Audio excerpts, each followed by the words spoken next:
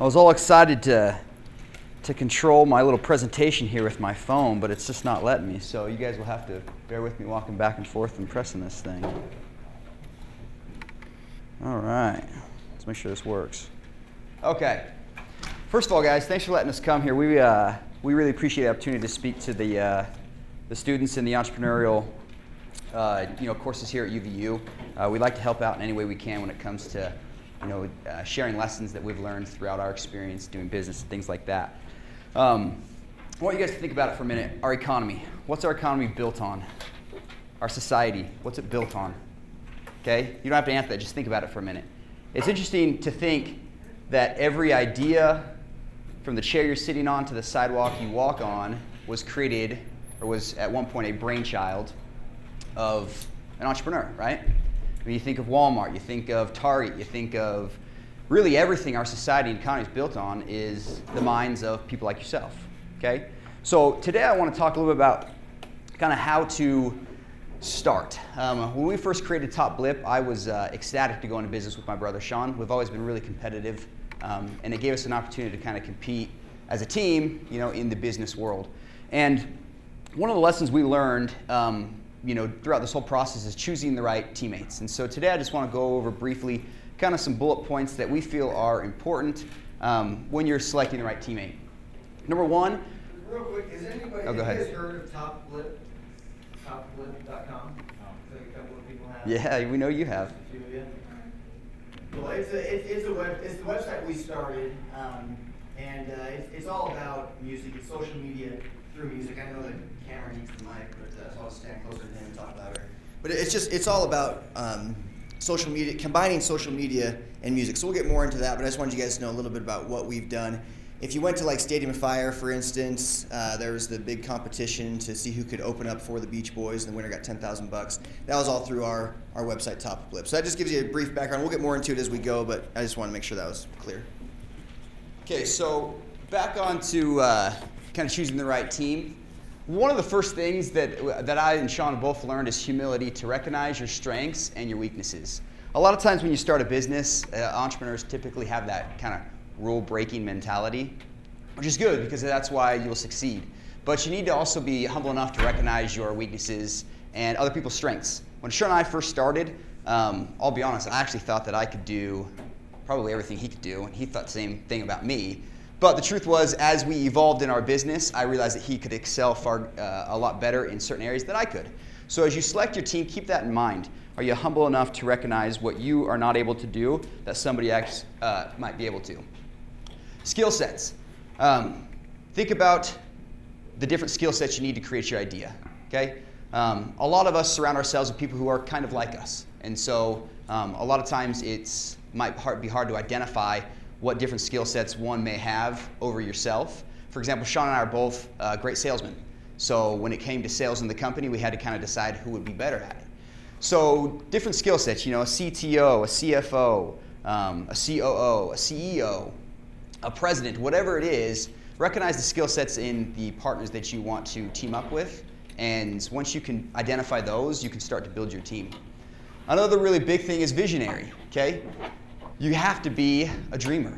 Sam Walton, the founder of Walmart, who you guys all I'm sure have heard of, says high expectations are the key to everything. It's okay to dream. In fact, dreaming is the entrepreneurial spirit. You need to be able to think big, and you need to be able to picture, basically have the big picture in mind as you're creating your idea. Commitment level. Now there's that saying out there, businessmen, especially entrepreneurs, will always say, a jack of all trades. But most of them never finish the actual quote. Does anyone know how the quote finishes? I think everyone does.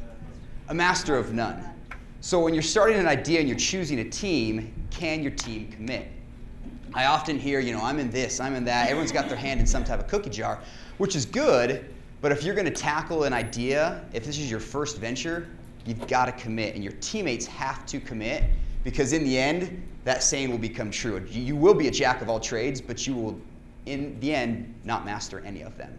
And I personally have kind of struggled with that myself because I wanted to do Top Blip, I wanted to do this, I wanted to do that. And Sean kind of was the one that kind of kept me a little bit more, he kind of harnessed me a little bit in the sense that he's like, all right, just focus, focus, focus. So the truth is, focus and finish.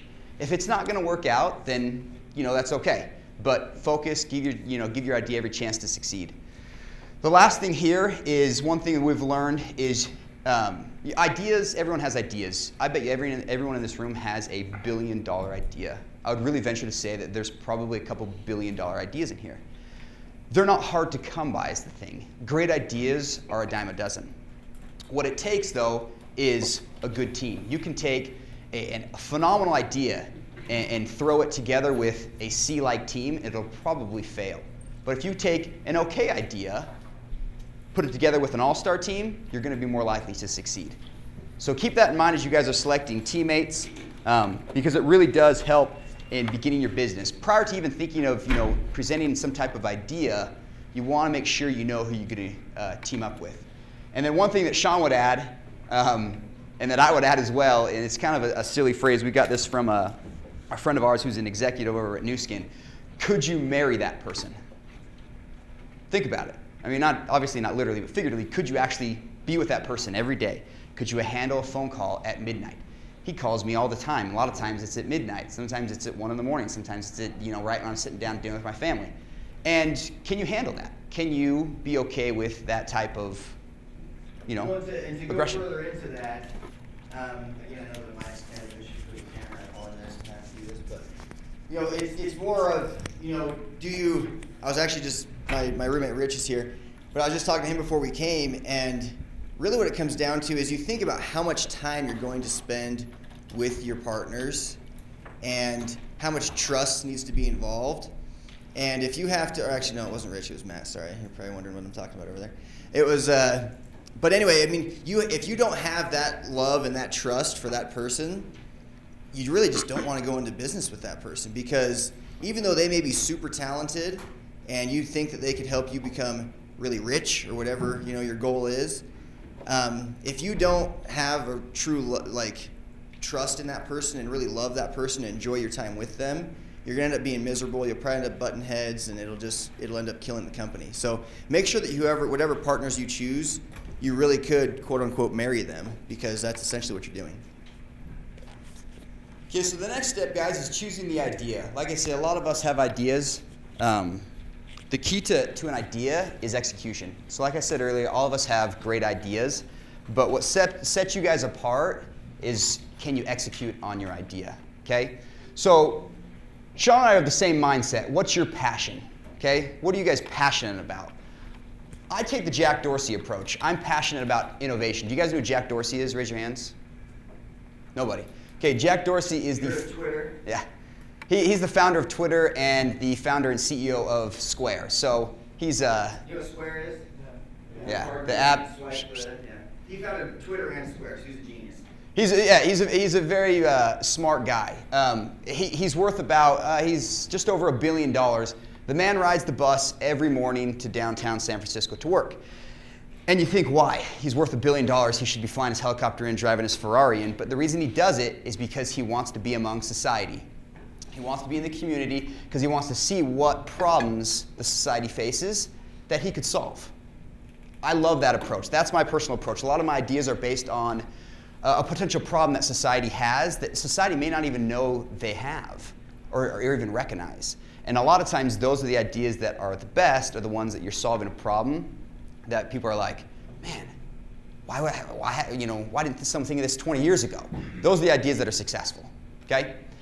An example of that is I was sitting on the couch the day after work, and I just was hanging out with my son, and a commercial came on for OxyClean detergent booster.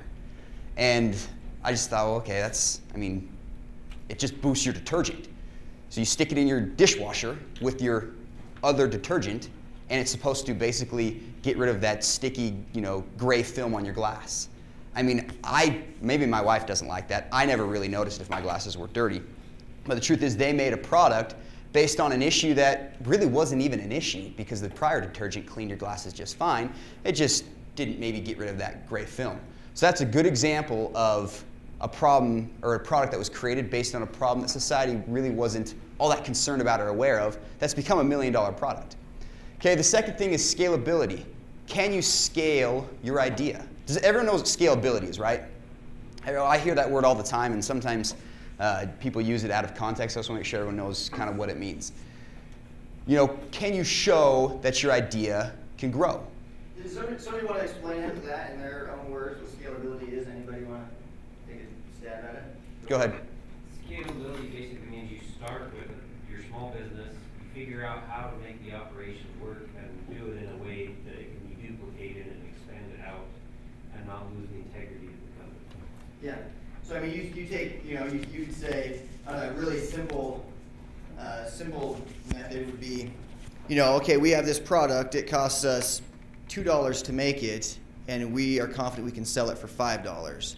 So if you invest $1 million in our company, we're going to be able to make 2 million of these products, and you'll make $5 million. That's how you scale something out. So you're able to know what needs to go into it, and what you can then get kind of your return on your investment from that. That's a really simple way of looking at it. So you need to be able to know how to scale that business model, that revenue model. The more you put in, what do you get out? That's a simple way to look at it. And Sean has been really good at that when it comes to our business. He's kind of the go-to guy when it comes to showing how to scale things.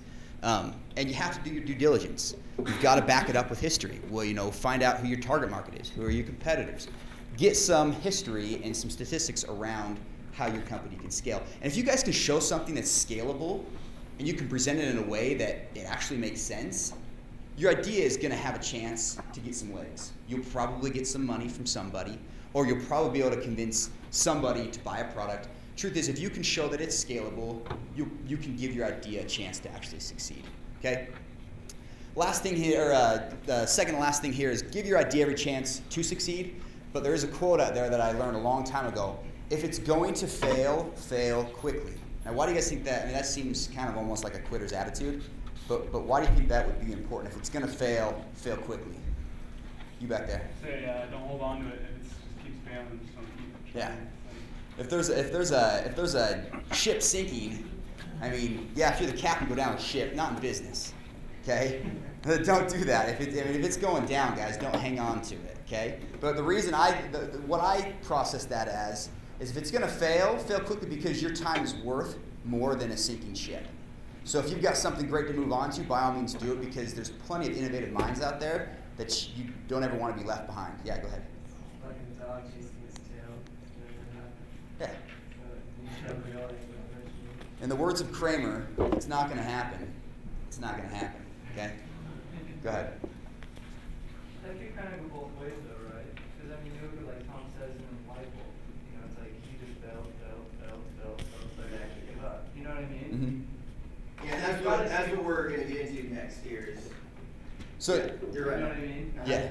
Yeah, you're right on. You are right on with that, and Sean's right. We are going to get into that. So I'm not saying quit, but we'll get into it in just a second. Go ahead.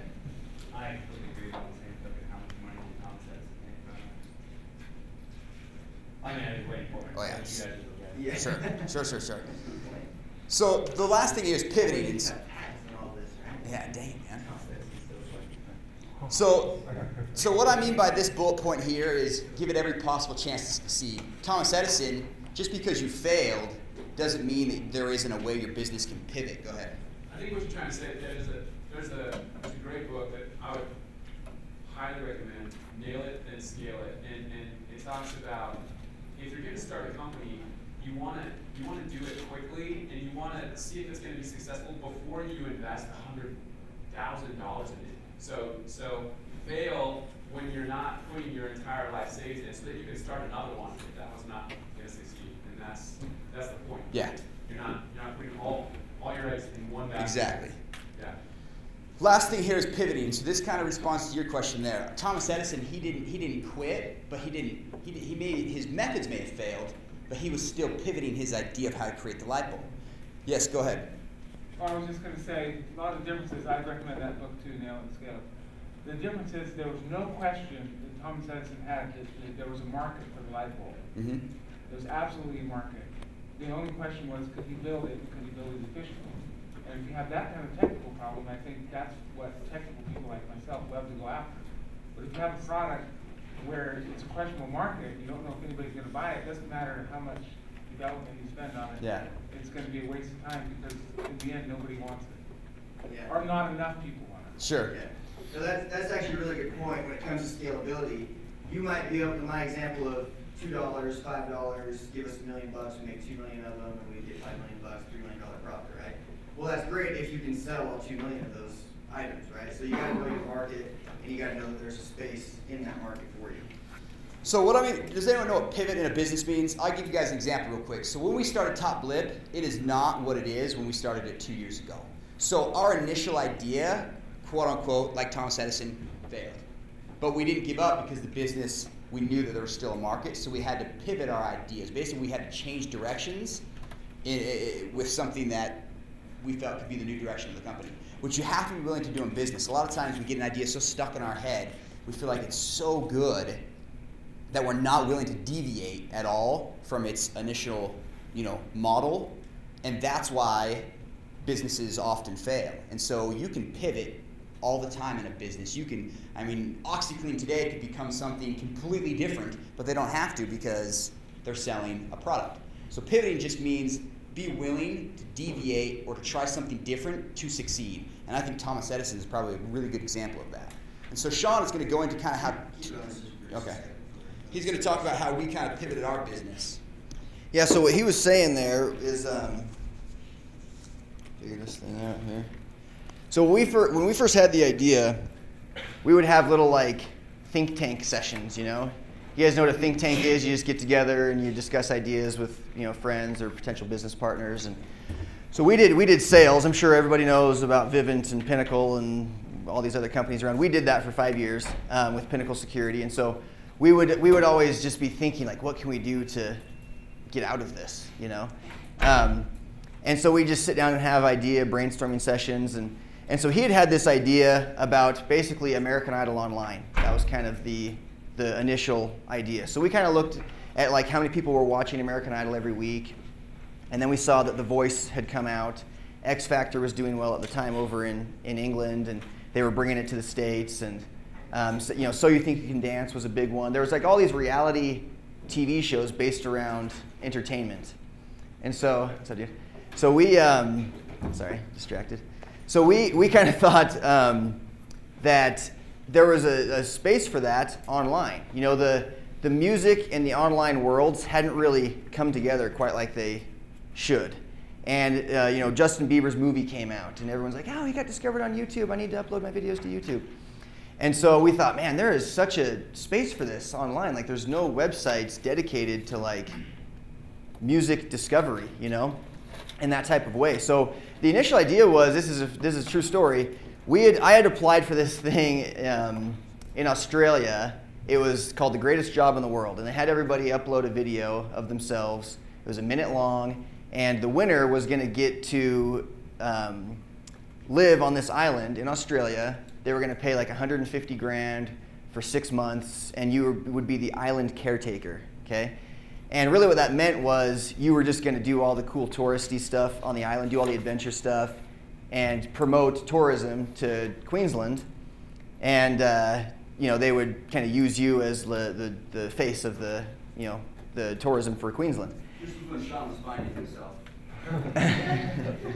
I still would apply if they'd let me, but anyway, so I applied and I didn't get it, but there was millions of people that applied to this thing, and I thought, man, what if they would have just charged $2 an application?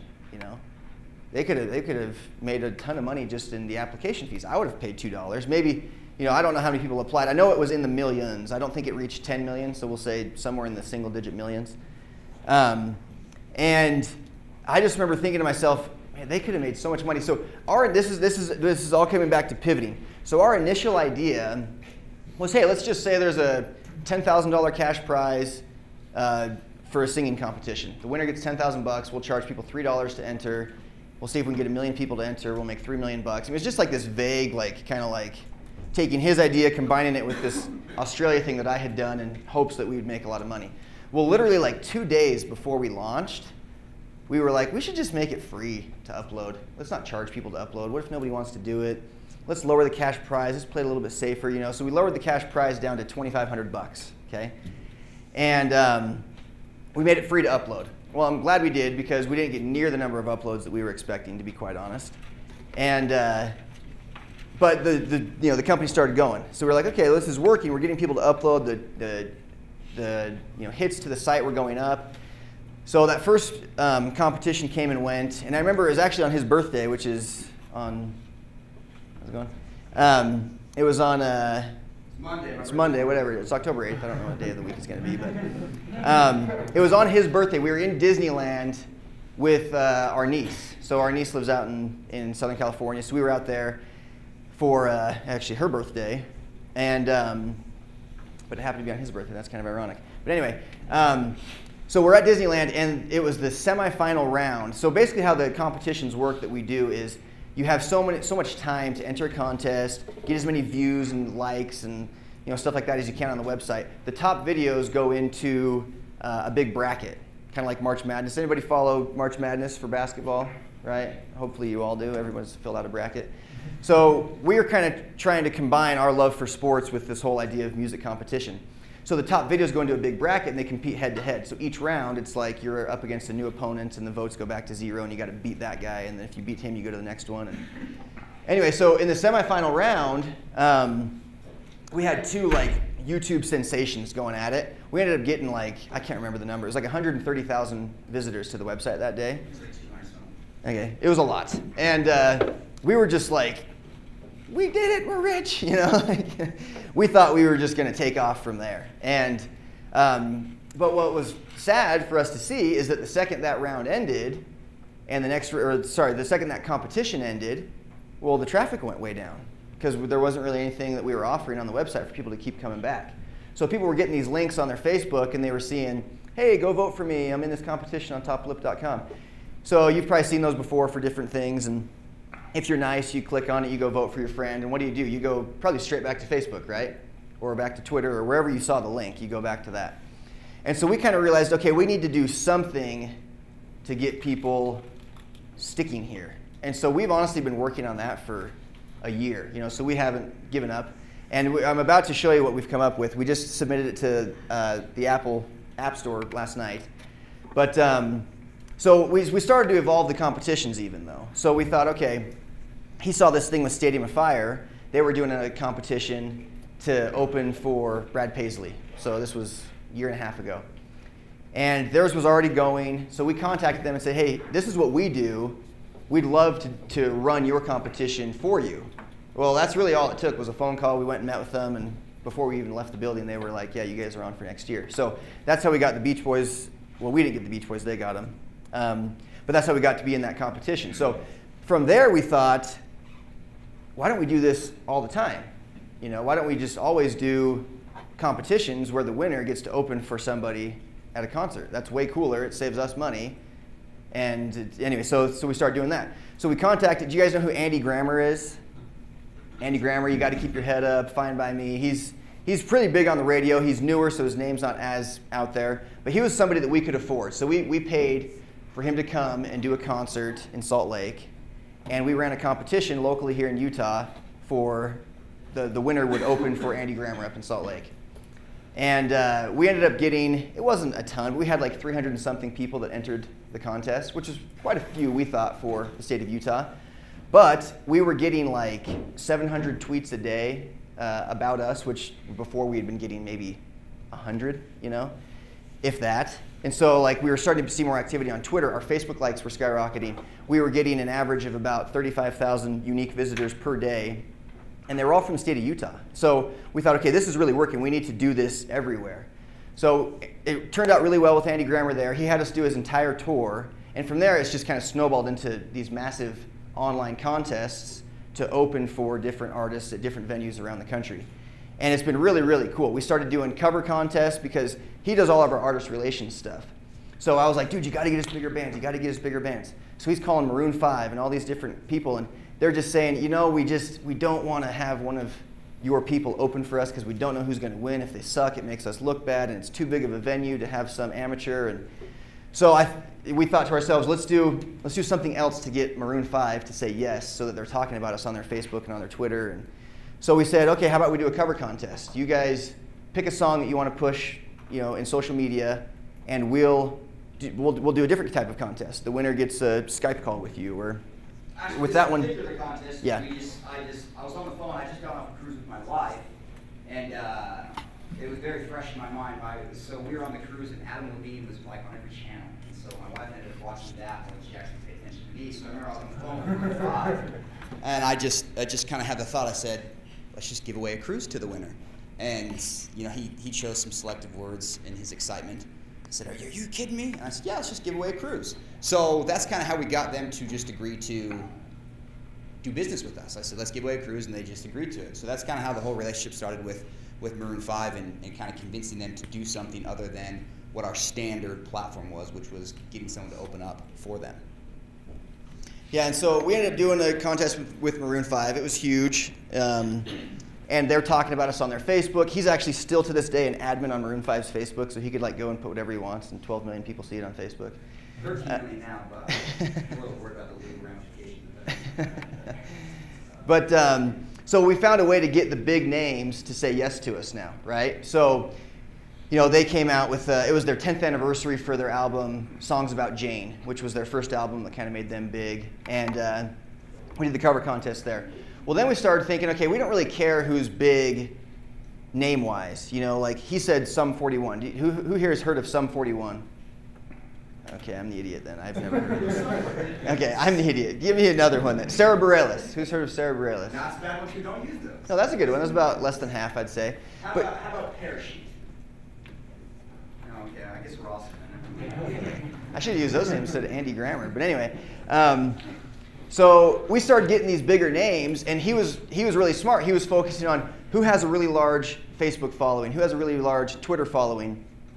And the reason we focused on that is because we wanted nothing more than for them to talk about us on social media. So we would send them every week, hey, post this now to your page. So the second you get a Maroon 5, a Sarah Bareilles, Gavin DeGraw, Parachute, Andy Grammer, and we've done it with like over 50 artists now of that size, and they're all talking about us on their social media, and immediately like we just get just huge spikes in traffic to the website. So we found something that made the contest that much better, and we've got a consistent flow of them going now. So we found a way to conquer artists. Okay, artists love us now. People are uploading videos. They see it as a place to get discovered. They see it as a place to get, you know, more exposure and recognition and some cool prizes, whether it's a Skype call with your favorite band or free tickets and a signed album from your favorite band, or even better, opening for one of your favorite bands. Bottom line is we found ways to get artists to like us, but we were still struggling with probably where most of you would fit in, which is just your everyday fan. I don't know, is anyone in here a musician? Playing a band even? Okay, so a few of you are. And so that's cool. We actually have no musical talent whatsoever. You know, so when it comes to this, like, what is your passion? Music isn't really for us, but for me, like, creating something that people love is. You know, I love, you know, I love doing things that, I love trying to create, like, even a party or anything like that, organize a trip, something that people are just going to be like, yeah, that was so fun. And so that's kind of been my passion and my goal with this whole website, is create something that people will love. And so that's what I want to get into now, if you want to hit the next slide. Yeah, for sure. I'll be quick. So this is what we just submitted last night. We only did 4 of them. That's okay. So this is our application. So do you guys use Twitter? Anybody use Twitter on their phone? Okay, I figured it'd be about that. What about Instagram? Who uses Instagram? Okay, so most of us use Instagram. I'm guessing a lot of people aren't raising their hands, even though you do. It's cool. I use Instagram too. I like it.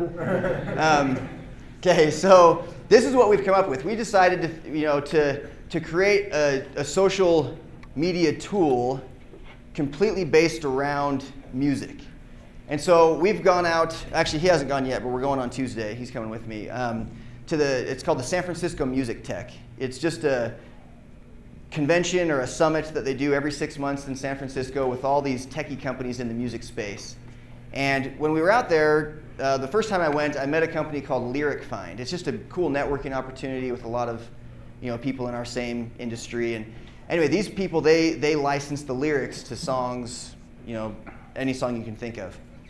And so we thought, along with this guy here, Scott Warner, he's one of our business partners, we thought, we should do an application that allows people to express themselves through music and through lyrics. So I don't know if you've ever seen a Facebook status update or a tweet that was entirely lyrics from a song, but that was kind of our idea. We thought people are doing that stuff, and if you can pick, you can show what's trending, you know, like the trending artists, the trending hashtags, the trending songs.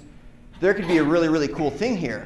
Say I'm at the gym, this is the example I love to use, and I'm listening to a certain song. I've got my same playlist that I've been listening to the last 6 months, and I'm kind of like bored of that playlist. Well, I can go into our application, I can click on the hashtag gym, and I can see all these other songs that other people around the world are listening to when they're at the gym. Or you're on a road trip, and you type in hashtag road trip, and you just see all these different songs that people are listening to when they're road tripping, or their favorite love songs, or anything you can think of. And so that's just one aspect of it. The other thing that's really cool is getting back to expressing yourself through lyrics. You know, say a song comes on. I mean, how many of you guys, when a song comes on, it reminds you of something? I would guess almost all of us would raise our hand to that. There are songs, music is just like, it just creates this like nostalgic feeling. Like you hear a song and it just reminds you of a certain person, a certain time, a certain place, a certain activity. And you can go into the application and you can type in that song. You start to type in what you're talking about. So I don't know if you can read it there, but it says, "So I crossed my heart and I hope to die." Well, that's the new hot song by Maroon 5 right now, right? So I type that in, and it pulls up all the songs that match what I'm typing. The very top one there says "One More Night," Maroon 5. Over here you can see I did that's like what a full blip or a full tweet, we call it a blip. So a full blip looks like. So I crossed my heart and I hope to die. Yeah, baby, give me one more night. And I tagged at my imaginary girlfriend, hashtag love. You know, that's just like an example of, you know, that's just an example of that's an invitation for all you. Yeah. Yeah, sure. No, but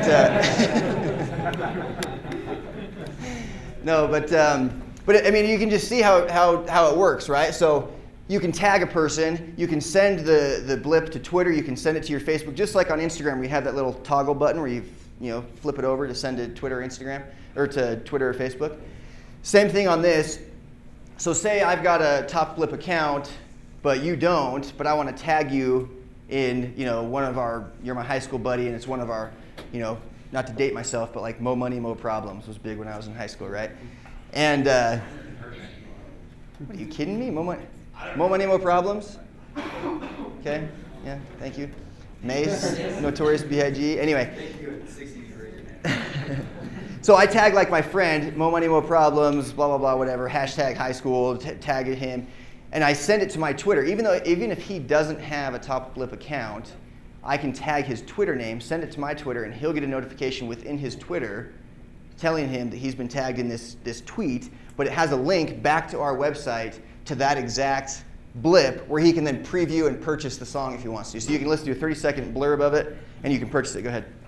Did you guys create this app yourself, or did you have someone create it for you? If you mean actually build it, we had somebody else build it. Yeah, we paid to have it built. So we did all the wireframes and created out the how it would work, but we don't have the coding ability, no. But anyway, so that's what a full blip looks like. And then just to get into kind of like the revenue model, and I know we got to finish up, but just so you guys can kind of see why this is so exciting for us. Does anybody know what Instagram sold for? $1 billion to Facebook. Does anybody know what Instagram's revenue model is? Yeah, they don't even have one. Okay, but what did they do? How many of you that say you use Instagram, how many of you stopped uploading pictures to Facebook because you were uploading them to Instagram? I sure did.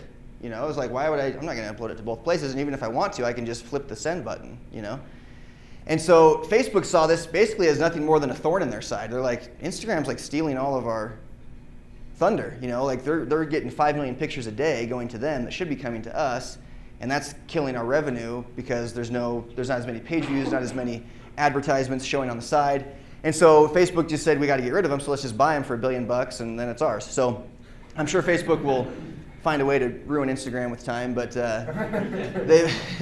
but for now, it stayed pretty much the same. And so we thought to ourselves, if we can become really big and popular, that could be cool. Now that's kind of naive thinking, though. You don't want to think, oh, I'm the next Instagram. We do believe this idea has a lot of legs, But beyond that, we have, and this is really easy to get. This wasn't anything that we did difficult. Anyone can call up and do it. iTunes wants you to sell their songs. But we have a deal with iTunes that gives us a percentage of everything that's sold through our application.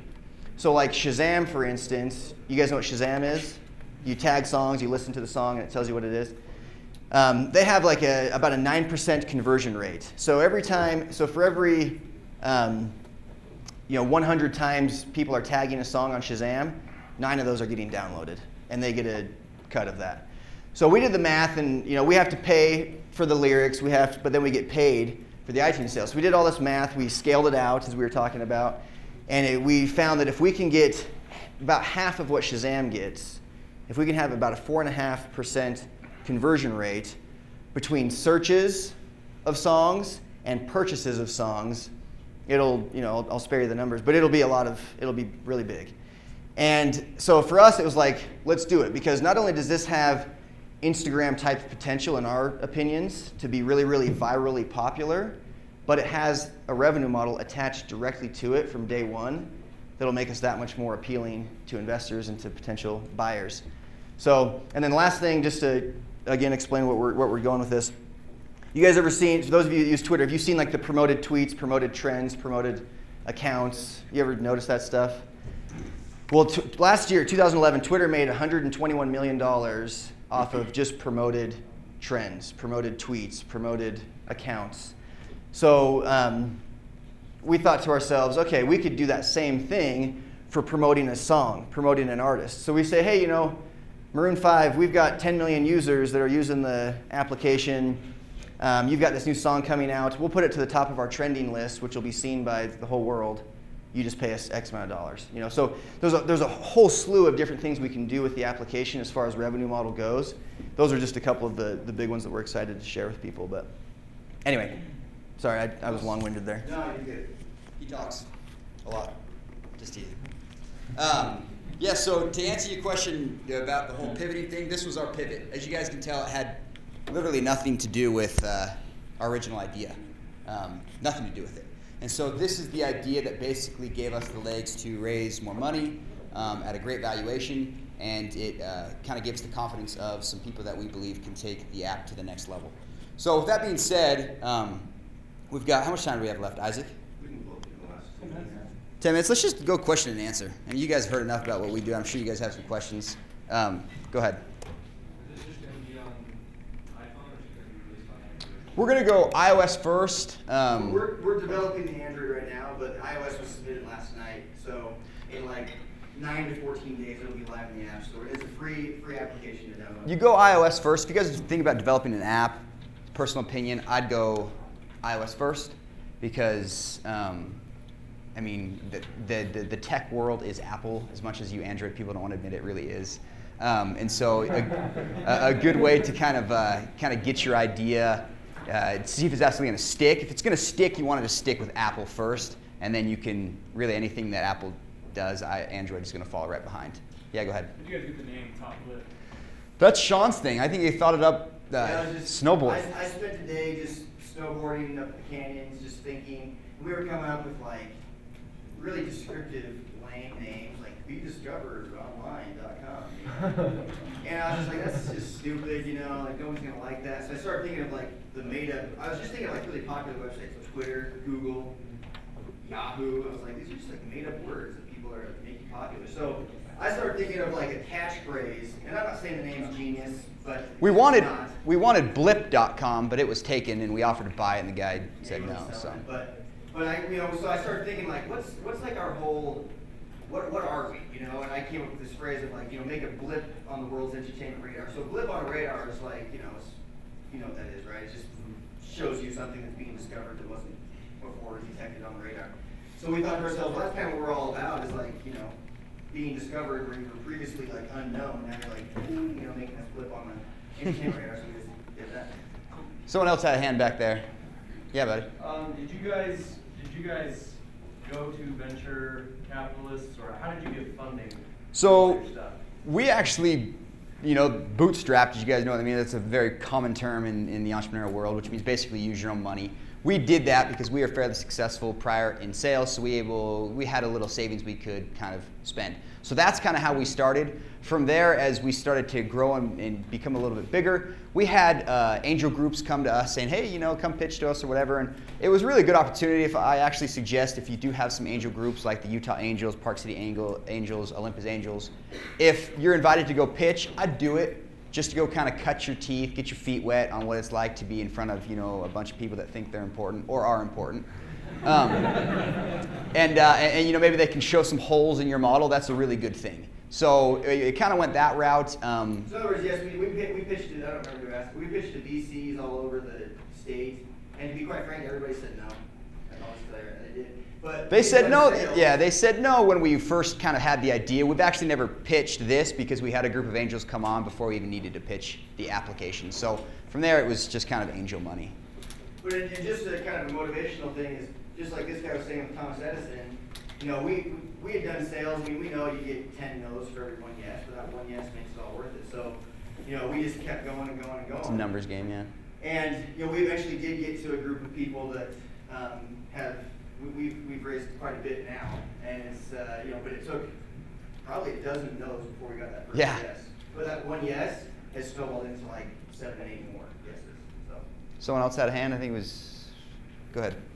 Where's your revenue coming in? Obviously, the affiliate link with the buy now on iTunes, are there affiliate links on your website? Yeah. The website, to be honest with you, we don't even attempt to generate revenue with that. We keep it kind of unique.